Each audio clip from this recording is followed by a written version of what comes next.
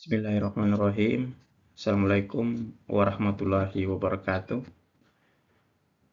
Yang terhormat Ibu dosen, Ibu Profesor Dr. Novianti Jafri, SPDI MPDI.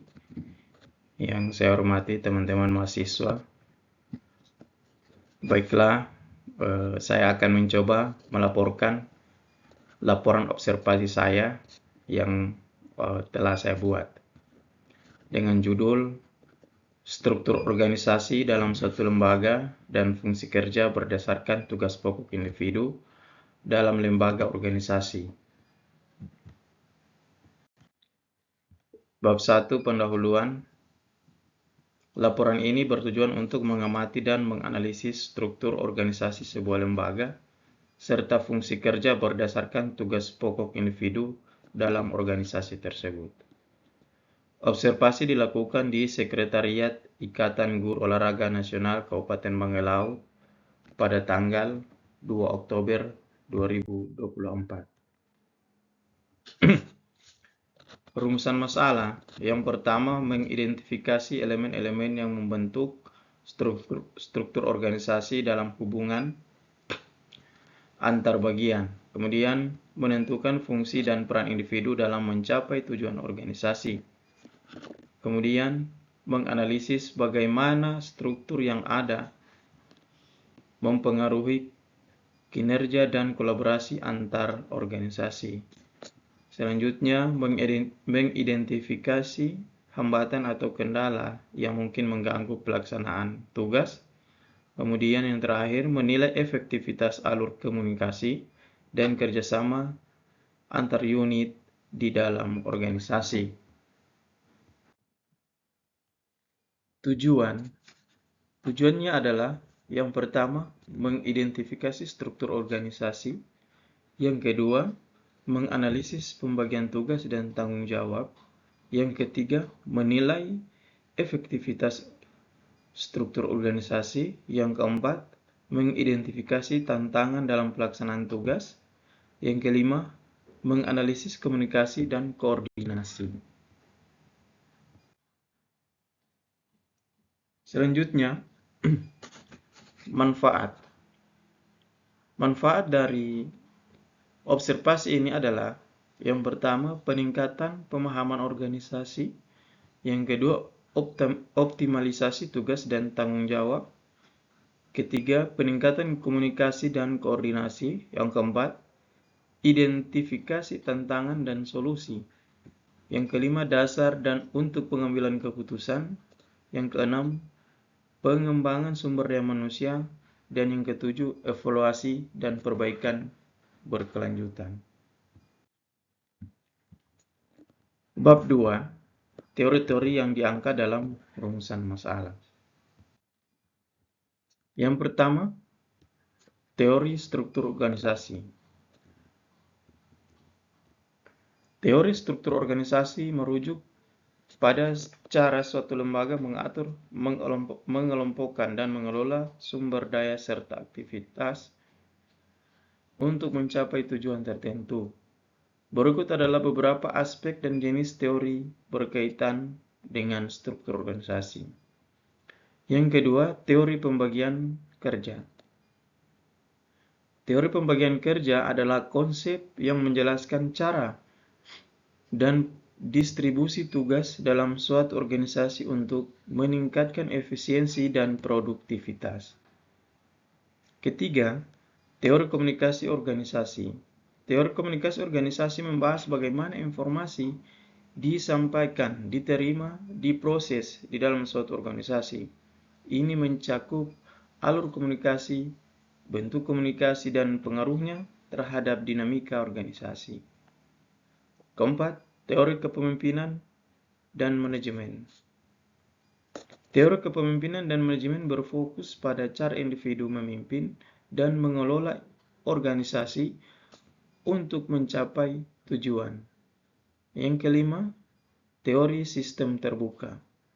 Teori sistem terbuka adalah pendekatan dalam manajemen dan organisasi yang melihat organisasi sistem yang berintegrasi dengan lingkungan eksternal.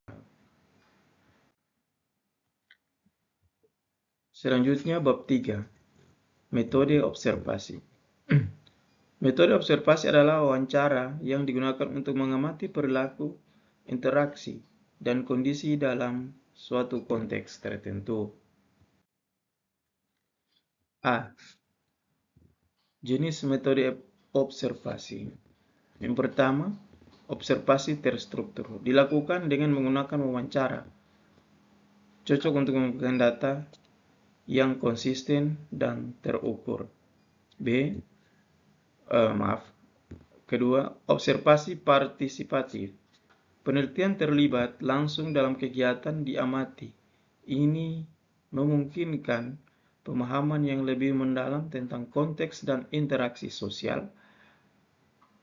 Yang ketiga, observasi langsung.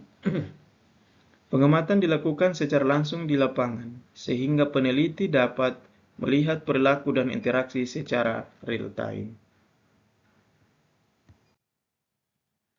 B. Langkah-langkah dalam metode observasi. Yang pertama, menentukan tujuan observasi. Identifikasi apa yang ingin dicapai melalui observasi, seperti memahami interaksi tim, mengevaluasi efektivitas komunikasi, atau mengamati proses kerja.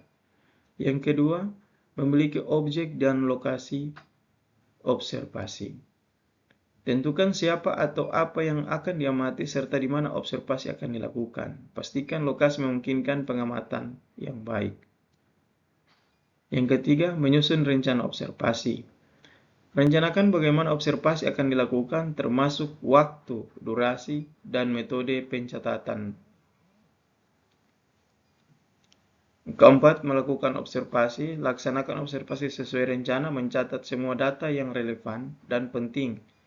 Pastikan untuk bersikap objektif dan tidak mempengaruhi situasi yang diamati. Kelima, menganalisis data. Tinjau dan analisis data yang dikumpulkan untuk menemukan pola, tema, dan wawasan yang relevan. 6. Menyusun laporan. Buat laporan yang merangkum temuan dari observasi, termasuk rekomendasi atau tindakan yang diambil berdasarkan hasil observasi. Bab 4, hasil observasi. Observasi menunjukkan bahwa struktur organisasi yang diterapkan cukup jelas dan fungsional. Namun terdapat tantangan dalam hal koordinasi antar bagian yang perlu ditingkatkan. Setiap individu dalam lembaga memiliki tugas pokok yang sesuai dengan peranannya.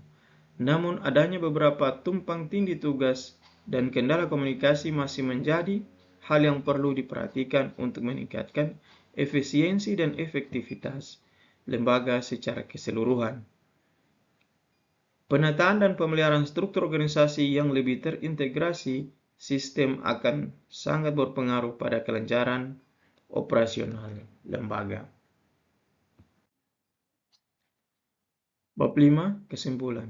Berdasarkan hasil observasi yang dilakukan, dapat disimpulkan bahwa struktur organisasi dalam suatu lembaga berfungsi untuk mengatur hubungan dan pembagian tugas antar individu agar selalu kegiatan dalam lembaga dapat berjalan dengan efektif dan efisien.